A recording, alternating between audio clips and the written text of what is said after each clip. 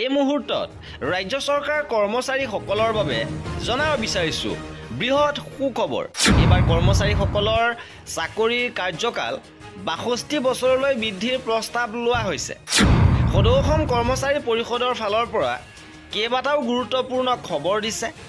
কি আছে সবিশেষ জানিবৰ বাবে ভিডিঅ'টো প্ৰথমৰ পৰা শেষলৈকে চাই থাকিব। শেহতীয়াভাৱে তিনিচুকীয়াত কৰ্মচাৰী পৰিষদৰ কেন্দ্ৰীয় কাৰ্যনিৰ্বাহক অনুষ্ঠিত হৈছে।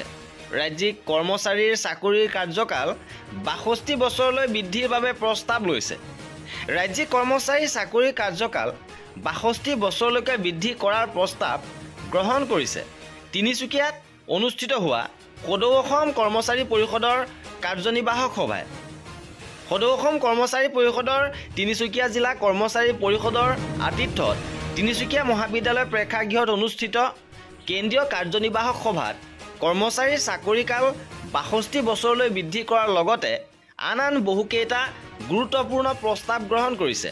সদৌ অসম কৰ্মচাৰী পৰিষদৰ সভাপতি দীপেন শৰ্মাৰ সভাপতিত্বত অনুষ্ঠিত সভাৰ উদ্দেশ্য ব্যাখ্যা কৰি সম্পাদক পংকজ বৰ্মনে কৰ্মচাৰীসকলৰ অভাৱ অভিযোগ সমস্যা সাংগঠনিক ভেটি সুদৃঢ় কৰাৰ সন্দৰ্ভত আজিৰ সভাত সকলোৰে সহযোগিতা কামনা কৰে আৰু ৰাজ্যখনৰ বিভিন্ন স্তৰৰ প্ৰায় ৪,৫০,০০০ শিক্ষক কৰ্মচাৰীক প্ৰতিনিধিত্ব কৰা সদৌ অসম কৰ্মচাৰী পৰিষদৰ কাৰ্যনিৰ্বাহক সভাত গ্ৰহণ কৰা প্ৰস্তাৱৰ ভিতৰত নতুন পেঞ্চন ব্যৱস্থাৰ পৰিৱৰ্তে পুৰণি পেঞ্চন ব্যৱস্থা প্ৰৱৰ্তন কৰা, শিক্ষকৰ পদোন্নতি, আৰ্জিত ছুটি প্ৰদান কৰা, ২৬ চনৰ ১ জানুৱাৰীৰ পৰা কাৰ্যকৰী হোৱাকৈ ৮ম দৰমহা আয়োগ গঠনৰ প্ৰস্তাৱ আদি কেইবাটাও প্ৰস্তাৱ লৈছে।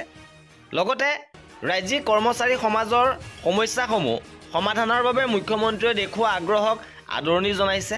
কৰ্মচাৰীসকলৰ সমস্যাসমূহ সমাধানৰ বাবে মুখ্যমন্ত্ৰীগৰাকীয়ে আলোচনা কৰিয়ে দায়িত্ব শেষ নকৰি আলোচনা কালত গ্ৰহণ কৰা সিদ্ধান্তসমূহ ৰূপায়িত কৰাৰ বাবে পদক্ষেপ গ্ৰহণ কৰিছে। কৰ্মচাৰীসকলৰ বাবে ৩০ লাখলৈ গৃহ ঋণ বৃদ্ধি, কৰ্মচাৰীৰ বাবে বিনামূলীয়া বীমা আঁচনিৰ সুবিধা, লগতে ইয়াৰ বাবে ৫টা ৰাষ্ট্ৰীয়কৃত বেংকৰ লগত চুক্তিবদ্ধ হোৱা, চৰকাৰী চিকিৎসালয়ত এপ্ৰিল মাহৰ পৰা চৰকাৰী চিকিৎসালয়ত বিনামূলীয়া বীমা আঁচনি আৰম্ভ কৰা, ইয়াৰ বাবে কাৰ্ডৰ ব্যৱস্থা কৰা, স্নাতক স্কেল প্ৰদান কৰা, এক্স কেডাৰৰ পদোন্নতিৰ ব্যৱস্থা কৰা, পুৰণি পেঞ্চন ব্যৱস্থাৰ প্ৰৱৰ্তন কৰা, মাষ্টাৰ ৰোল ৱৰ্কাৰ শ্ৰমিকৰ চাকৰি নিয়মীয়া কৰা আদিৰ ক্ষেত্ৰত যোগাত্মক দৃষ্টিভংগীৰে আগুৱাব বিচৰাটো আশাৰ বতৰা বুলি মত পোষণ কৰিছে। আৰু উৎসৱৰ সময়ত ৰাজ্যিক কৰ্মচাৰীক এককালীন সাহায্য প্ৰদান কৰাৰো সভাত বিস্তৃত আলোচনা হৈছে। তদুপৰি শিক্ষকৰ পদোন্নতি, আৰ্জিত ছুটিকে ধৰি বিভিন্ন সমস্যা সম্পৰ্কত পৃথকে আলোচনা অনুষ্ঠিত কৰাৰ সিদ্ধান্ত কাৰ্যকৰী কৰিবলৈ সভাই চৰকাৰক আহ্বান জনায়।